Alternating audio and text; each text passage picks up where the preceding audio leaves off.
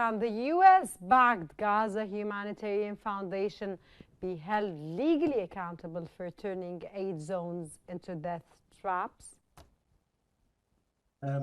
It's a very important matter now, because this organization has replaced de facto the UNRWA. UNRWA has experience, and UNRWA has an independent management under the UN. So they are not into any political dispute, and they are doing their job for years now.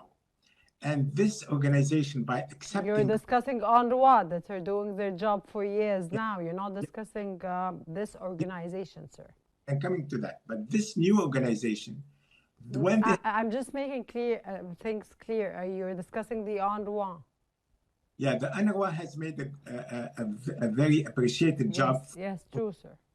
And now when we see a new organization to substitute UNRWA, this new organization, by accepting this mandate, has taken a huge responsibility, because they don't have the skill, they don't have the experience, they are under direction of the Israeli government, and so they did not take any mandatory mission from the UN.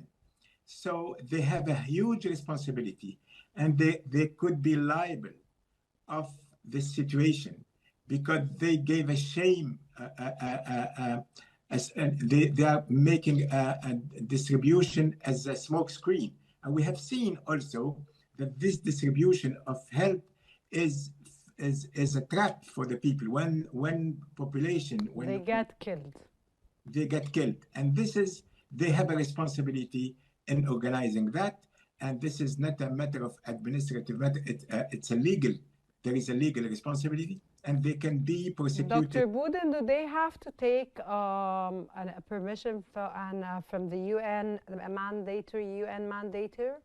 Because they are a tool to deprive the UN from their original mandate. So what they're doing now is illegal?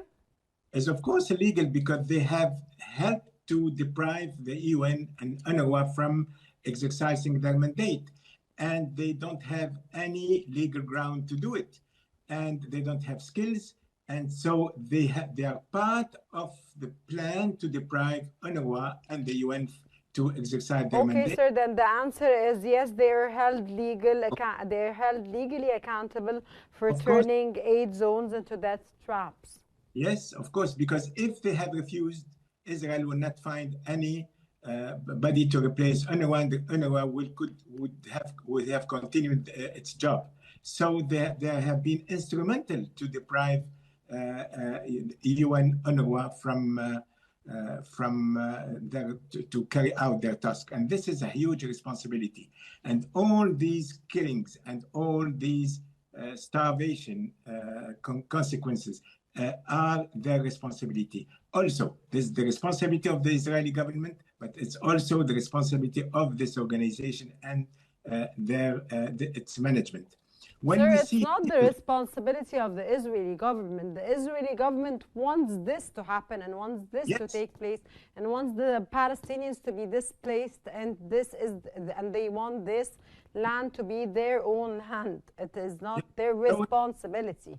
So this organization is an instrument to execute this policy, the deliberate policy of Israel to make this cleansing of the population in Gaza. And this responsibility is a criminal responsibility and a civil responsibility. So the claim could be put before the International Criminal Court.